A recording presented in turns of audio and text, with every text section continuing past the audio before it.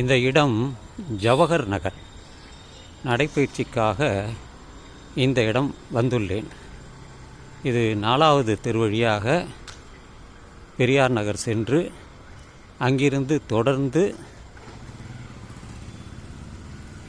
பெரியார் நகர் மருத்துவமனை வரை சென்று திரும்பி வருவேன். வரும் வழியில் இந்த இடத்தில் தான் இருக்கிறேன். ஜவஹர் நகர் 4வது பிரதான சாலை. 2 பக்கத்துலையும் இருக்கும். இங்கேயும் இருக்குது, அந்த பக்கத்துலையும் இருக்குது.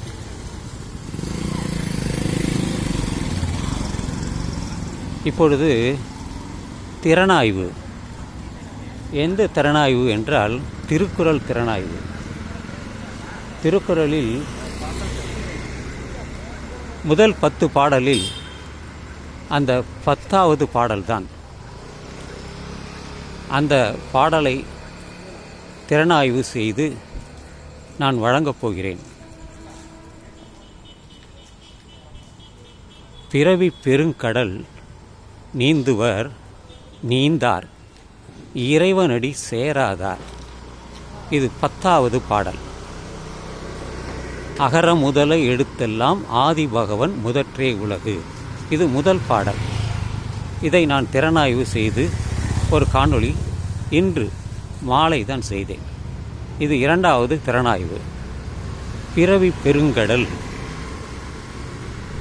இந்த பிறவி என்பது மனித பிறவி நீந்தி கடக்க வேண்டும்.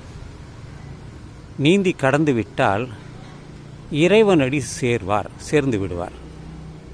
ஒருவேளை அவர் நீந்த முடியாமல் பாதியிலே நின்று விட்டால் அவர் இறைவனடி சேர மாட்டார். மீண்டும் மீண்டும் அவர் பிறப்பார் என்பதுதான் அதனுடைய கருத்தே. இறைவனடி எங்கே இருக்கிறது?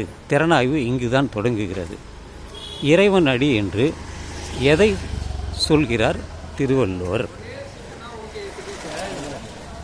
இறை என்று மன்னவனை குறிப்பிடுவார். இறை என்று மன்னவனை, அரசர்களை குறிப்பிடுவார்கள். அவர் இறைவன் என்று சொல்வது கடவுளா என்று தெரியாது. அதனால்தான் இதை ஆராய வேண்டியுள்ளது. திறனாய்வு. பிறவி பெருங்கடல் நீந்துவர் நீந்தார், இறைவனடி சேராதார். எதற்காக இறைவன் அடி போய் சேர வேண்டும்? அதில் தான் குறள். எதற்காக இறைவன் அடி? ஏன் கையை தொடக்கூடாதா? சேரக்கூடாதா? அல்லது கட்டிப்பிடிக்கக்கூடாதா? மார்க்கண்டேயன் அந்த சிவலிங்கத்தை கட்டிப்பிடித்தான்.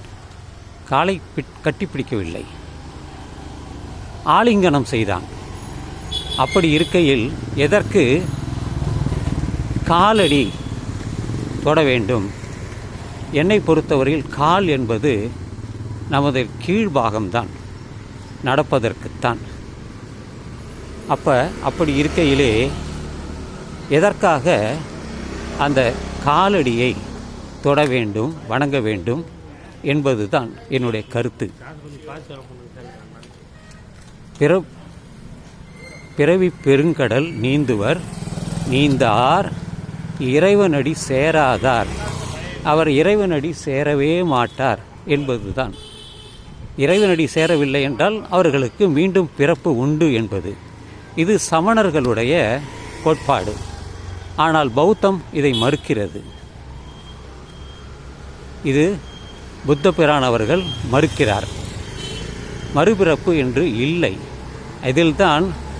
ஆனால் இருவருமே கடவுள் இல்லை என்று சொன்னவர்கள். ஆனால் நீங்கள் உங்களுடைய பிறவி பயனை அடையவில்லை என்றால் உங்களுக்கு மறுபிறவி உண்டு என்று மகாவீரர் சமணர்கள் சொன்னார்கள். ஆனால் இதை பௌத்தம் மறுக்கிறது, மறுதலிக்கிறது. நான் பௌத்த கொள்கையை ஏற்றுக்கொண்டுள்ளேன். ஆதலினால்தான் என்னால் அதை பற்றி திறனாய்வு செய்து விமர்சனம் செய்ய முடிகிறது. எனவே நண்பர்களே, இது உங்களுக்கு சரியாகவும் இருக்கலாம், சரி இல்லாததாகவும் இருக்கலாம். நான் இங்கே ஒரு நாய் இருக்கிறது, 2-3 நாய் இங்கே படுத்திருக்கிறது. அது ஒன்றும் செய்யாது என்றாலும் எனக்கு பயம் உண்டு.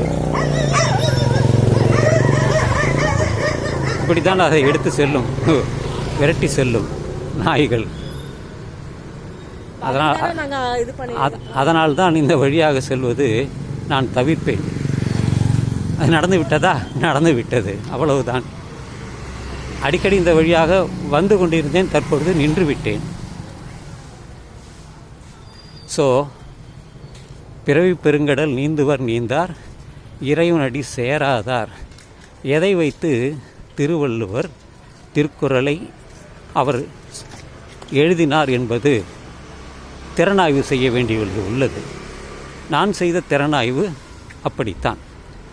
அந்த பௌத்தத்தையும் சமணத்தையும் கலந்து என்னுடைய திறனாய்வு அமையும் என்று நான் நம்புகிறேன்.